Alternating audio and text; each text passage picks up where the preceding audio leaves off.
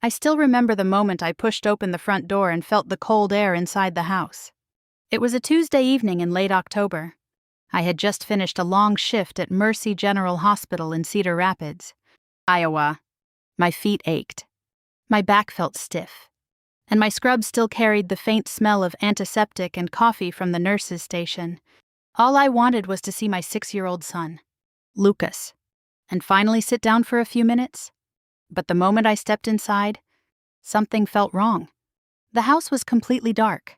Not the quiet kind of darkness that happens when a child has already gone to bed early. This was different. The air inside the house felt cold and still, like no one had moved through the rooms for hours. "Lucas?" I called softly as I closed the door behind me. My voice echoed slightly in the empty hallway. No answer. A strange feeling crept up my spine as I walked toward the kitchen and flipped on the light above the stove. That was when I saw the piece of paper sitting on the counter. Just a small square of notebook paper. 3 short lines written in my mother's familiar handwriting. "Watching soccer. Back later." My stomach dropped instantly. Because in that exact moment, a terrifying thought crossed my mind. If my parents were out watching a soccer game, then who had been watching my son? At the time, I was 34 years old and doing my best to hold my life together. 2 years earlier, my marriage had ended in a divorce that drained both my savings and most of my patience. Since then, it had just been me and Lucas. He was 6 years old, energetic, curious, and the one bright constant in a life that often felt like it was balancing on a tightrope. I worked as a nurse's assistant at Mercy General Hospital. The schedule was unpredictable, and many of my shifts ran into the evening. Because of that, my parents had always helped watch Lucas after school. They lived only 10 minutes away, and for years I believed Lucas was safe with them. Recently, though, they had started coming to my house instead. My mother said it was easier that way, since Lucas could stay in his own room and keep his normal routine. I trusted them. After all, they were his grandparents. I set my purse on the kitchen chair and walked slowly through the house, turning on lights one by one. The living room lamp clicked on. Empty. The dining room light flickered above the table. Empty. "Lucas." I called again. Louder this time. Still nothing. A tight pressure started forming in my chest. The house felt too quiet, too still. I walked back into the kitchen and glanced at the microwave clock. 7:30 in the evening. My parents had picked Lucas up from school around 3:30 that afternoon. That meant 4 hours had passed. 4 hours. I swallowed hard and walked down the hallway toward Lucas's bedroom. The overhead light flicked on, casting long shadows across the walls. When I pushed open his door, the room was completely dark. At first I thought it was empty. Then I heard a small sound. A quiet, trembling sniffle. "Mom?" a tiny voice whispered. I stepped inside quickly and reached for the lamp beside the bed. The warm yellow light filled the room. Lucas was sitting on the floor beside his bed, hugging his stuffed green dinosaur against his chest. His cheeks were wet with tears. The moment he saw me, he stood up and ran across the room. "Mom." He wrapped his arms around my waist so tightly I could feel his little hands shaking. I knelt down and pulled him into a hug. His skin felt cold. "Hey." "Hey," I murmured, brushing his hair back. "It's okay. I'm here." Lucas buried his face against my shoulder. "I was waiting," he said quietly. My heart tightened. "How long were you here by yourself?" Lucas sniffed and shrugged slightly. "They left before it got dark." "They?" "Grandma and Grandpa." The words landed heavier than I expected. I helped Lucas climb onto the bed and sat beside him. "Did you eat dinner?" I asked gently. He shook his head. "No. I thought they were coming back." A sharp wave of anger rose in my chest. But I forced myself to stay calm. Lucas needed comfort, not my frustration. "Come on," I said softly, standing up and holding out my hand. "Let's get you something to eat." We walked back into the kitchen together. I turned on every light in the house this time. The bright kitchen suddenly felt very different from the dark hallway I had walked through earlier. I warmed up a small pot of soup, while Lucas sat at the table swinging his legs under the chair. After a few minutes, he began eating slowly, the way kids do when they are both tired and hungry at the same time. I sat across from him, watching. After a few spoonfuls, he looked up at me with uncertain eyes. "Mom?" "Yeah." "Buddy?" He hesitated for a moment. Then he asked something that made my stomach twist. Did I do something wrong? For a second, I couldn't speak. Then I reached across the table and gently squeezed his hand. "No," I said firmly. "You did absolutely nothing wrong." Lucas nodded quietly and went back to his soup. But inside my chest, something had already shifted. Because while Lucas ate, my eyes kept drifting back to the piece of paper still lying on the counter. Watching soccer? Back later. The casualness of those 3 sentences suddenly felt unbearable. Not because my parents had gone out, but because they had left a 6-year-old child alone in a dark house and never even thought to call me. And sitting there at the kitchen table, watching my son finish his soup, a troubling thought slowly formed in the back of my mind. Maybe tonight hadn't been a simple mistake. Maybe it was the first sign of something I had refused to see for a very long time. After Lucas finished the last spoonful of soup, the house still felt colder than it should have. I checked the clock on the microwave again. 8:27. My parents still hadn't come back. Lucas sat quietly at the kitchen table, rubbing his sleepy eyes with the back of his hand. Normally he would be telling me about school or showing me something he had drawn earlier that day. Tonight he barely spoke. "Hey," I said gently, forcing a small smile. "How about we go for a little drive?" He looked up at me. "Where?" "Somewhere warm. Maybe pancakes." That got a tiny spark of interest out of him. I helped him put on his blue jacket, the one with the worn zipper he refused to let me replace. Then we stepped outside into the cool October night. The air felt sharp and quiet as I buckled him into the back seat of my car. Lucas didn't talk during the drive. He just stared out the window while the streetlights slid across his face one by one. The silence gave my thoughts too much space. Grandpa said I had to stay quiet. The sentence kept repeating in my mind. Why would my father say something like that to a 6-year-old? The diner on the edge of town was one of those places that never seemed to close. The neon sign buzzed softly above the door, casting red and blue reflections across the empty parking lot. Inside, the warm smell of coffee and syrup wrapped around us the moment we walked in. A waitress I recognized from previous late shifts waved us toward a booth. "Late dinner?" she asked kindly. "Something like that," I said. Lucas slid into the booth and pulled the menu toward himself, even though I already knew what he wanted. "Pancakes?" I asked. He nodded. "And hot chocolate." The waitress smiled and wrote it down before walking away. Lucas leaned back against the booth, his small shoulders finally relaxing a little. Watching him sit there under the warm diner lights made my chest ache. He had been sitting alone in a dark house just an hour earlier. When the pancakes arrived, Lucas started eating immediately. Halfway through the plate, he began talking. "Grandma helped me with homework," he said between bites. I nodded slowly. "And Grandpa watched TV. So everything was normal?" I asked. "Yeah." He took another bite. Then Uncle Kyle called. That made me pause. "What did he say?" "I don't know." Lucas shrugged. "But Grandpa said they were going to watch his soccer game." Lucas's fork stopped moving. "I thought I was going too." "You asked them." He nodded. "Grandpa said no." The words came out so simply it almost hurt to hear. He said I had to stay home. "Did Grandma say anything?" "She said they would only be gone for a little while." Lucas poked at the syrup on his plate with his fork. I waited on the couch and watched cartoons.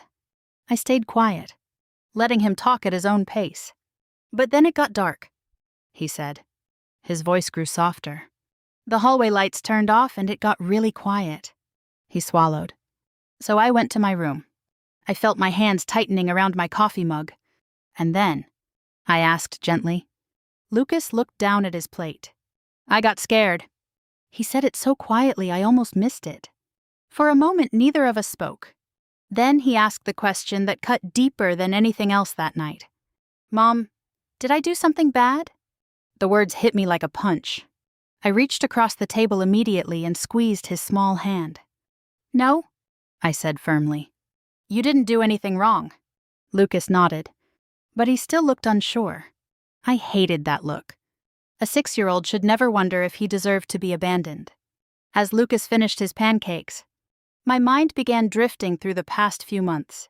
Small things started connecting in ways they never had before. My mother canceling babysitting plans at the last minute. My father suddenly being too busy to stop by. Kyle spending more and more time with them at the company office. Harper Construction had always been the center of our family. My parents started the company nearly 30 years ago. Growing up, both Kyle and I worked there during summers. But lately every conversation about the business seemed to revolve around Kyle. Kyle's future. Kyle's plans. Kyle taking over one day. As if I had never been part of it at all. "Mom." Lucas's voice pulled me back to the present. "Yeah. What did Grandpa say before he left?" Lucas thought about it carefully. Then he said something that made the air feel colder around us. He said I had to stay quiet. My stomach tightened. "Quiet about what?" Lucas shrugged. "I don't know. He just said it was important." I stared at him for a moment. Those were strange words for an adult to say to a child, especially about something as simple as leaving the house. Right then, my phone buzzed on the diner table. A text message. From my mother. I picked it up and read it. "Where are you and Lucas?" Just 4 words. No apology. No explanation. No concern about why a 6-year-old had been alone in the dark. I stared at the message longer than I meant to. Something about the tone felt wrong. Not worried. Not relieved. Almost annoyed. As if I had somehow caused a problem by leaving the house. Lucas slid his empty plate away and leaned back against the booth. For the first time that night, he looked a little calmer. But inside my mind, something unsettling had already started forming. Maybe tonight hadn't been a careless mistake. Maybe my parents hadn't simply forgotten about Lucas. Maybe something else had been more important to them. Something important enough to leave my 6-year-old son alone in a dark house for hours. And suddenly I knew exactly who I needed to talk to next. A lawyer.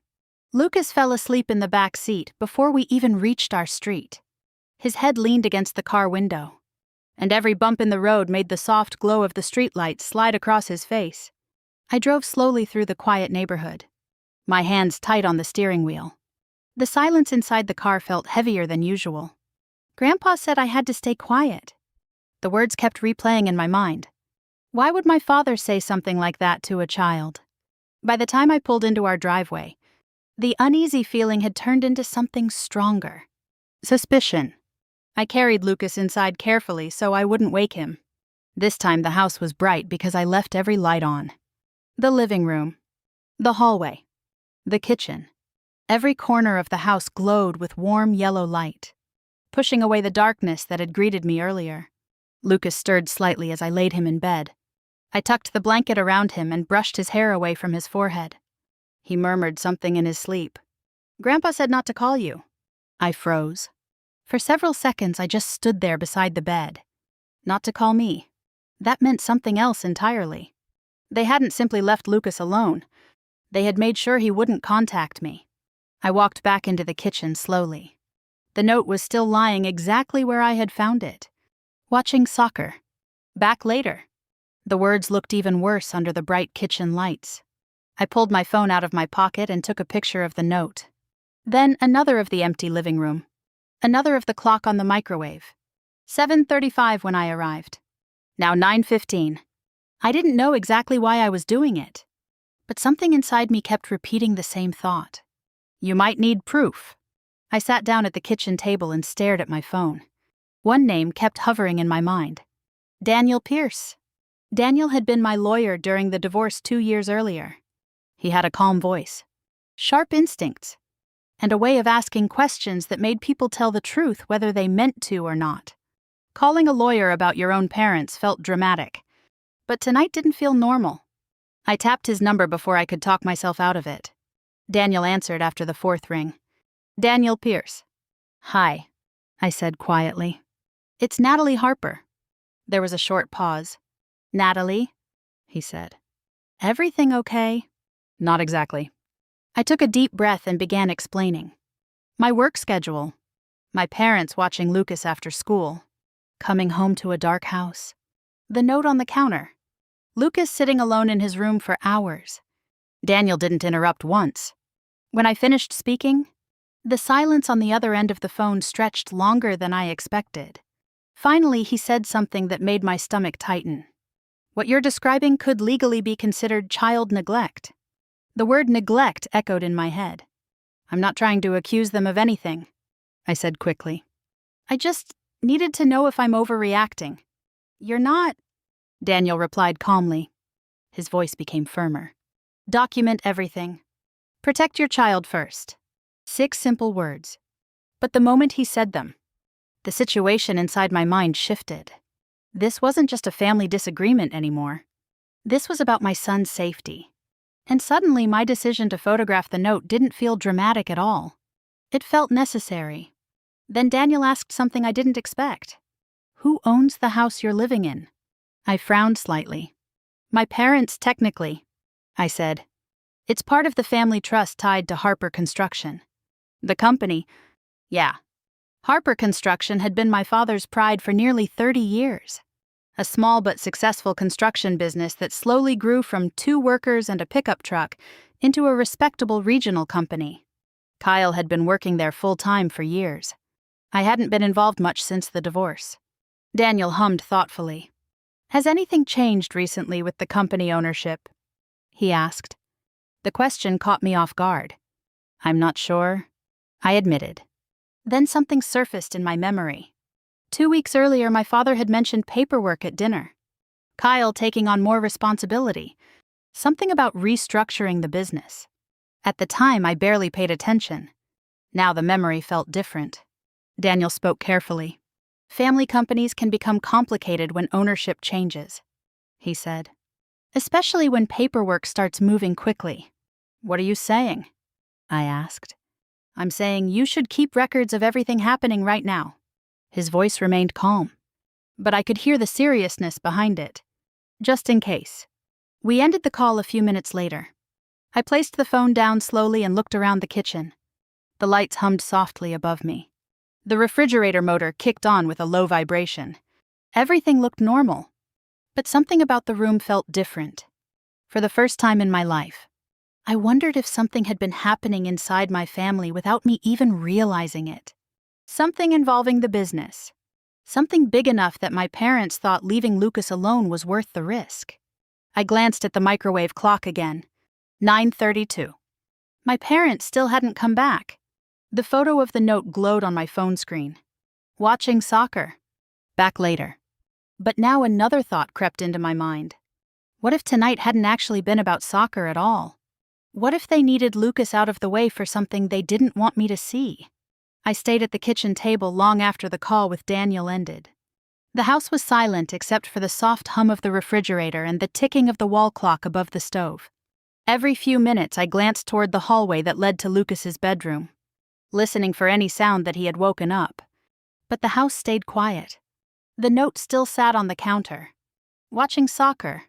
Back later. I had already taken pictures of it. But I didn't move it. Somehow it felt important to leave it exactly where it was. Like evidence. The clock moved slowly across the wall. 9:45. 10:10. 10:32. Each passing minute made the situation feel worse. Lucas had been alone for hours earlier that evening, and the people responsible for him hadn't even bothered to check whether I had discovered it yet. I kept replaying the scene in my head. Lucas sitting on the floor beside his bed. His face wet with tears. Hungry. Waiting. At 10:48, headlights swept across the front window. A car door slammed outside. My stomach tightened. I didn't move from the chair. A moment later, the front door opened and voices drifted inside. My mother's voice first. Oh my God. That last goal was ridiculous. Then my father's laugh. You should have seen the referee's face. They walked into the house still talking about the game. Neither of them noticed me immediately. When they finally looked toward the kitchen table, both of them stopped. Natalie, my mother said. Surprised. You're home. Her tone sounded almost casual. like nothing unusual had happened. I didn't answer her comment. Instead, I asked the only question that mattered. How long was Lucas alone tonight? My parents exchanged a quick glance. My father sighed like the conversation was already exhausting. Not that long, he said. Maybe an hour. I stared at him. Lucas had been alone for at least 4 hours. My mother stepped forward quickly, her voice soft and dismissive at the same time. We left him watching cartoons, she said. He was perfectly fine. He was crying when I found him. I replied. The words hung in the air. My mother's face tightened slightly. Well, children cry, she said. That doesn't mean something terrible happened. For a second I felt anger flare in my chest. But I kept my voice calm. That's not the point. Footsteps sounded behind them. Kyle walked into the kitchen.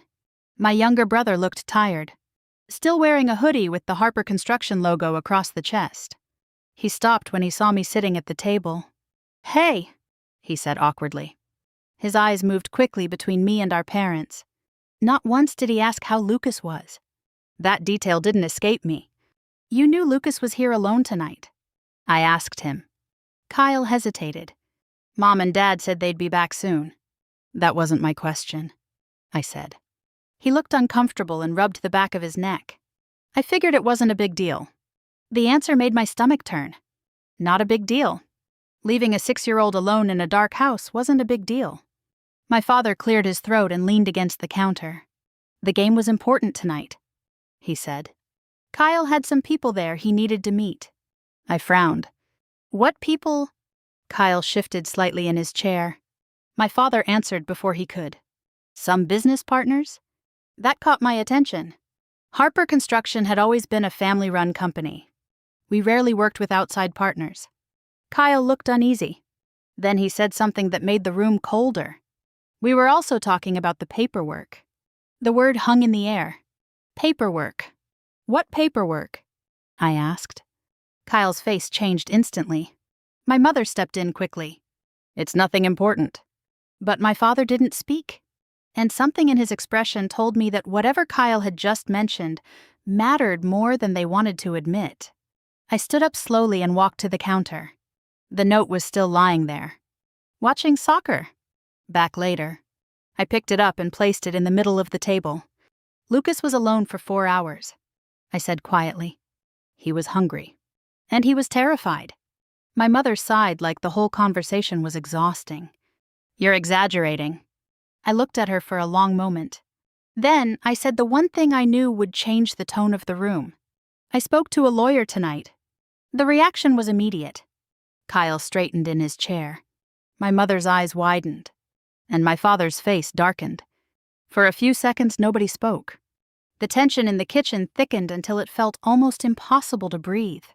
I watched their reactions carefully, and in that moment I saw something I hadn't expected. It wasn't anger. It wasn't outrage. It was fear. And suddenly I understood something important. The lawyer wasn't what scared them. The real problem had to be something else. Something connected to the business. Something they had already started planning without me. For several seconds after I mentioned the lawyer, nobody in the kitchen spoke. The silence felt thick and uncomfortable. Kyle looked down at the table.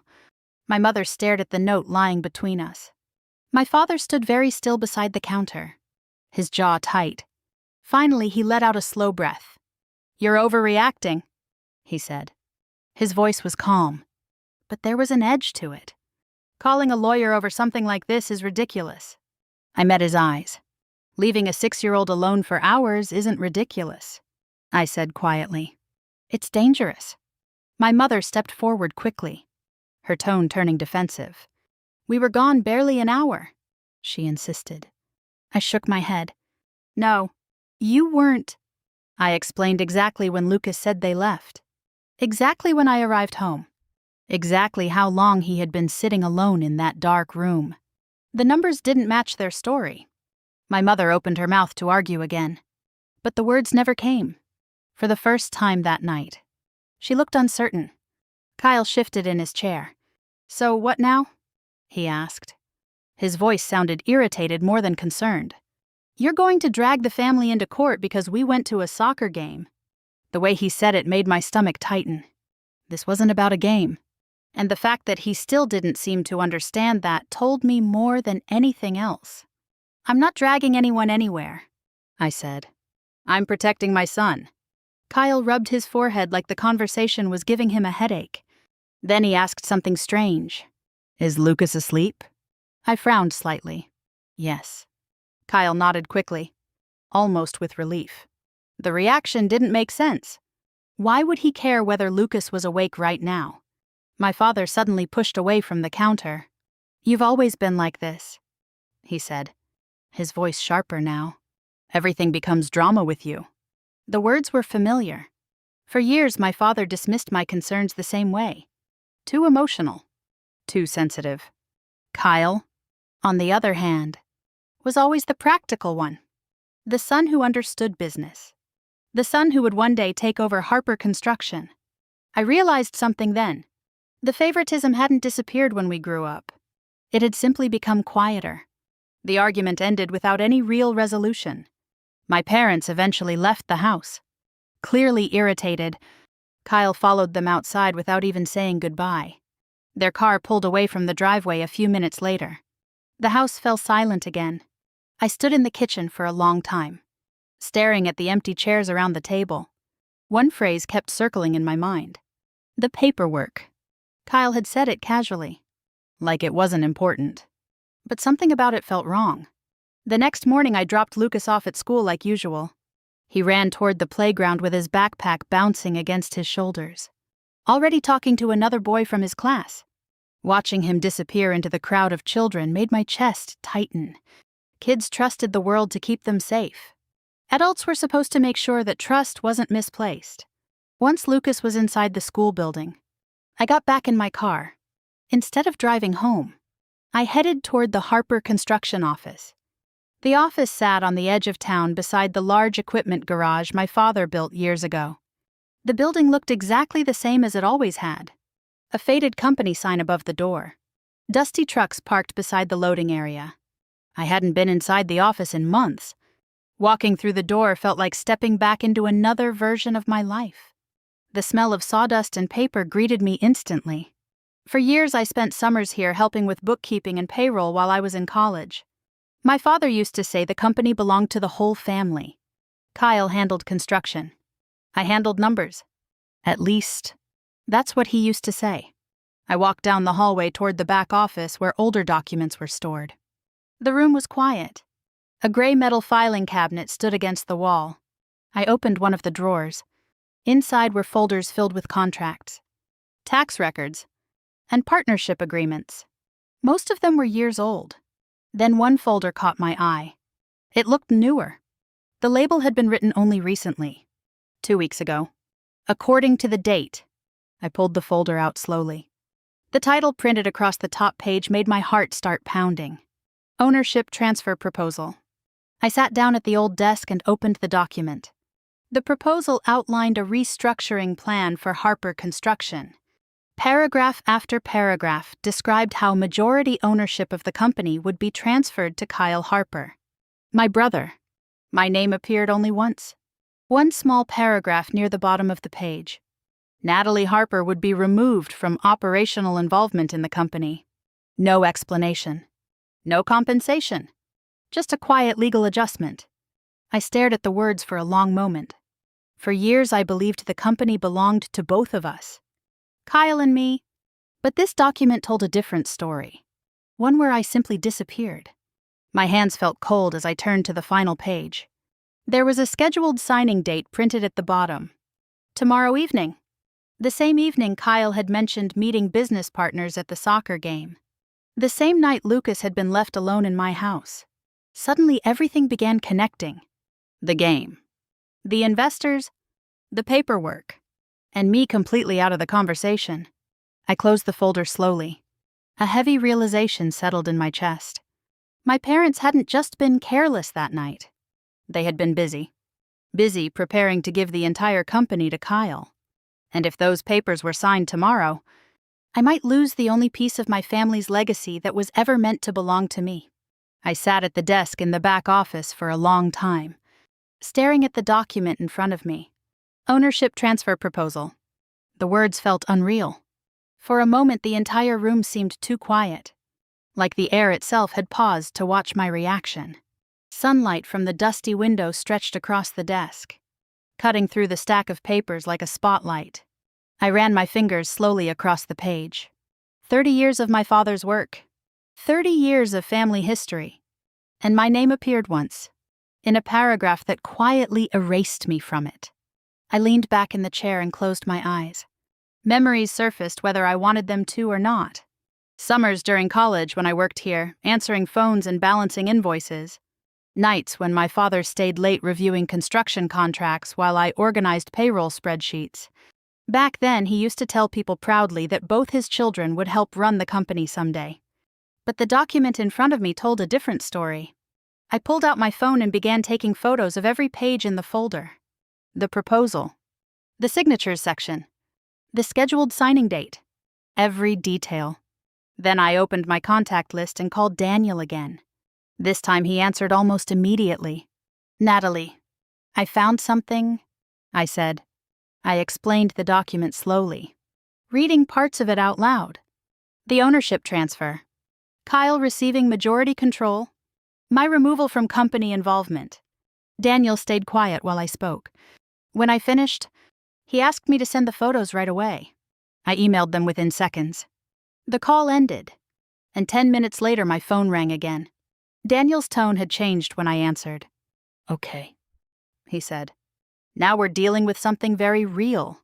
My heart started beating faster. "What does that mean?"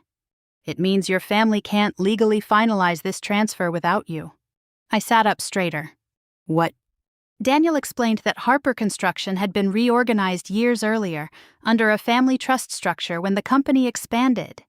At that time, shares were distributed inside the trust.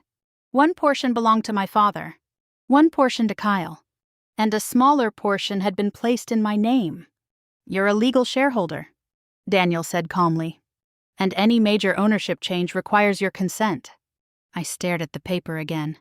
My parents and Kyle had planned an entire transfer without even mentioning it to me. "They must know that," I said slowly.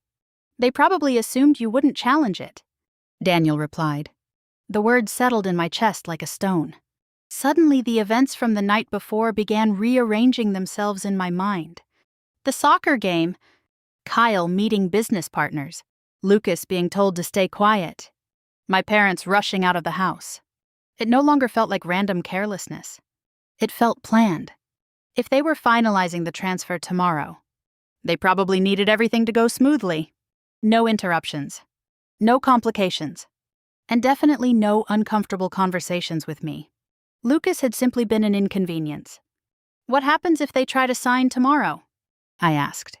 "They can try," Daniel said. "But we can stop it." He explained a simple legal step. A temporary objection notice. It wouldn't destroy the company. It wouldn't accuse anyone of wrongdoing, but it would freeze the ownership transfer until the situation was reviewed. No signatures, no new agreements. Nothing could move forward without resolving the shareholder issue first. In other words, the meeting tomorrow night wouldn't go the way Kyle expected. I sat there silently while the idea settled in. Part of me still hesitated. This wasn't just business. This was my family. My father built this company from nothing. My mother managed the early finances from our kitchen table when I was a child. Kyle spent years working construction jobs under the summer sun. But then another image pushed into my mind. Lucas sitting on the floor in the dark. His small voice asking if he had done something wrong. That memory erased the hesitation. "Do it," I said quietly. Daniel didn't ask any more questions. He simply began preparing the paperwork. Within an hour, he emailed the forms that needed my confirmation. I read the document carefully. Temporary hold on ownership transfer pending shareholder review. My hand trembled slightly when I typed my digital signature. But once I pressed send, something inside me changed. For the first time since discovering the papers, I felt calm. Later that afternoon, I picked Lucas up from school. He ran toward the car holding a crumpled drawing of a dinosaur. "Look what I made," he said proudly. I smiled and pinned the drawing to the refrigerator when we got home. The house felt warm and normal again. But underneath that calm surface, something much bigger was already moving. That evening, my phone buzzed. A short message from Daniel appeared on the screen. "The hold has been filed." I read the sentence twice. Tomorrow night, my family would walk into a meeting expecting to celebrate Kyle's future as the new head of Harper Construction. Investors would be there. Documents would be ready. Everything would look perfect. Until someone explained that the deal couldn't happen. Because Natalie Harper never agreed to disappear. And for the first time in years, the balance of power inside my family was about to change. The next morning felt strangely normal. Lucas ate cereal at the kitchen table while telling me about a class project involving dinosaurs and volcanoes. I nodded and smiled at the right moments. But my mind kept drifting to the meeting scheduled for that evening. Somewhere across town. My father and Kyle were probably preparing for it. Investors. Documents. Signatures. They believed the future of Harper Construction would be finalized tonight. They had no idea that the plan had already stopped moving. Around noon, my phone rang. "Daniel, the hold has been processed," he said as soon as I answered. "So the transfer can't happen tonight?" "Not legally." I exhaled slowly. "If they try to sign anything, the documents won't stand in court." Daniel continued. "The company has multiple shareholders, and one of them hasn't consented." The realization still felt strange. For years I had thought of the company as something my father and Kyle ran. Now I was realizing I had always had a piece of it. Even if no one bothered to tell me. "Are you planning to attend the meeting?" Daniel asked. I hesitated. Originally, I had planned to stay away and let the legal process speak for itself. But then an image appeared in my mind. Lucas sitting on the floor of his dark bedroom. Crying. "Hungry? Waiting for someone to come back." "Yes," I said quietly. "I think I will." That evening, I drove to the Harper Construction office just before 6. The parking lot was fuller than usual. 3 unfamiliar cars sat beside my father's truck and Kyle's pickup. The conference room lights glowed through the windows. Voices drifted faintly through the hallway when I stepped inside. For a moment, I paused near the entrance. I had spent years walking through this building like it belonged to me. Tonight it felt different. Tonight I was the unexpected guest. When I pushed open the conference room door, every conversation stopped. 6 people sat around the long table. 2 men in suits I didn't recognize. Another older man flipping through a folder of documents. Kyle sat near the center of the table beside my father. My mother sat quietly near the end. Kyle looked up first. His face went pale. "Natalie." My father turned in his chair slowly. "I didn't know you were coming," he said. "Neither did I," I replied. The table in front of them was covered with documents. Even from the doorway, I could recognize the title printed across the top page. Ownership Transfer Agreement. The same paperwork I had seen in the filing cabinet the day before. One of the investors cleared his throat politely. "Should we continue the meeting?" he asked my father. Richard Harper opened his mouth to answer. But another voice spoke from behind me. "Actually, that might be difficult." Everyone in the room turned. Daniel Pierce stepped inside holding a slim folder under his arm. Kyle's expression hardened instantly. "What is this?" he asked. Daniel walked calmly to the end of the table. "My name is Daniel Pierce," he said. "I represent Natalie Harper." The atmosphere in the room shifted immediately. The investors exchanged uncertain glances. Daniel opened the folder and placed a document in front of my father. "A legal hold was filed earlier today," he explained. "This notice temporarily blocks any ownership transfer involving Harper Construction until shareholder consent issues are resolved." Silence filled the room. Kyle's chair scraped loudly against the floor as he stood. "What are you talking about?" he demanded. Daniel remained calm. According to the company trust structure, Natalie Harper holds a legal share of the business.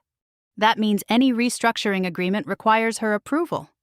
Kyle looked at me like I had just betrayed him. "You did this." I held his gaze. "You were going to sign the papers without even telling me?" My father stood up slowly. His face had turned red. You had no right to interfere in this meeting, he said. For years I believed this company belonged to both of us. I replied quietly. I glanced toward Kyle. But apparently the plan was to remove me without even mentioning it. Kyle scoffed. This is business, he said. You wouldn't understand. I tilted my head slightly. If it's just business, why hide it? Daniel slid another paper across the table. It clearly listed the company's shareholder structure. My name sat there in black ink beside the others. One of the investors leaned back in his chair. This complicates things, he muttered. Another man closed the folder in front of him. We can't move forward with unresolved ownership issues. The energy in the room collapsed almost instantly. Kyle looked furious. My mother looked embarrassed. My father looked like someone had pulled the ground out from under him. For the first time in years, the balance of power in the Harper family shifted. The investors began quietly gathering their papers. One by one, they stood and moved toward the door. Kyle stared at me across the table. You just destroyed everything, he said bitterly. I didn't raise my voice. No, I replied calmly. You tried to destroy me. The words hung in the air long after the last investor left the room. And in that moment, I realized something important. The company might survive this conflict, but the illusion of a perfect family had just shattered forever. The conference room slowly emptied after the investors left. The door closed behind the last man, and the building suddenly felt quieter than it had all evening. Papers still covered the table. A pen rolled slowly across the polished wood before stopping near my father's hand. For a moment, no one moved. It was just the four of us now. My father, my mother, Kyle, and me. For years I imagined that if this day ever came, if the truth finally surfaced, it would feel like victory. Instead, it felt like something breaking. Kyle was the first one to speak. You had no right to do that, he snapped. His voice bounced off the conference room walls. You embarrassed the entire family in front of our partners. I looked at him calmly. They were about to sign documents that removed me from the company without telling me. That's business, he shot back. You walked away from the company years ago. I shook my head slowly. I worked in this building for years. I helped manage the books, the contracts, the payroll. Kyle scoffed. You answered phones. The dismissiveness in his voice sounded painfully familiar. It was the same tone my father used whenever I tried to argue with him growing up. My father finally spoke. His voice sounded older than it had earlier that evening. Natalie, he said slowly, this wasn't meant to hurt you. I almost laughed. You were about to erase me from the company. It was just simplifying the structure, he insisted. Kyle runs the business. You have your own career. I stared at him. For years, my father had made decisions about my life without ever asking what I wanted. Tonight wasn't any different. You never even asked me, I said quietly. He didn't answer. Kyle leaned forward, frustration written across his face. You're blowing this out of proportion, he said. This company needs clear leadership. And the solution was pretending I didn't exist, I asked. He slammed his hand lightly against the table. You weren't involved anymore. That was when I asked the question that changed the room. Did you also think Lucas wasn't involved? The silence that followed was heavier than anything said before. My mother looked down immediately. Kyle's expression shifted. My father's shoulders stiffened. You left him alone in a dark house for hours, I said. No one spoke. He was hungry. I continued. He thought he had done something wrong. My voice stayed calm. But every word felt like it carried the weight of that night. I found him sitting on the floor of his room crying. My mother finally looked up. We thought we'd be back sooner, she said quietly. But you weren't, I replied. And none of you even called me. Kyle rubbed his face. We were dealing with something important. I nodded slowly. Yes, you were. The truth had never been clearer. The meeting, the investors, the paperwork. Everything had been more important than the small boy waiting alone in my house. I stepped back from the table. I'm not trying to destroy Harper Construction, I said. My father looked surprised. Then what exactly are you trying to do? I'm refusing to disappear. The words hung in the room. The company can move forward. I continued. But it will move forward honestly, with every shareholder involved. Kyle muttered something under his breath, but he didn't argue again, because he knew the legal situation had already changed. Then I said something else. Something even more important. Lucas won't be staying with you anymore. My mother's head lifted immediately. Natalie, I raised a hand gently. This isn't punishment, I said. It's responsibility. My father's voice grew tense. We're his grandparents, and I'm his mother, I replied softly. My job is to protect him. No one had an answer for that. I left the building a few minutes later. Daniel walked beside me toward the parking lot. The evening air felt cool and calm against my face. For a moment, neither of us spoke. Finally, Daniel glanced over. Do you feel better? He asked. I thought about the question while looking at the office building behind us, the place where my family had built their lives, and quietly started trying to remove me from it. I feel clear, I said. When I got home, Lucas was sitting on the living room floor surrounded by colored pencils. He looked up immediately when I walked in. Mom. He ran across the room and wrapped his arms around my waist. I hugged him tightly. The house felt warm and bright. Nothing like the dark silence I had walked into the night before. Lucas held up a drawing proudly. A huge green dinosaur with crooked legs. That's you, he said. I laughed softly. Why am I the dinosaur? Because dinosaurs protect their babies, he said. Something in my chest softened. Later that night, I walked past Lucas's bedroom before going to sleep. The door was slightly open. He was sleeping peacefully, his dinosaur toy tucked under one arm. The hallway light glowed softly across the floor. Not darkness, not silence, not fear, just quiet.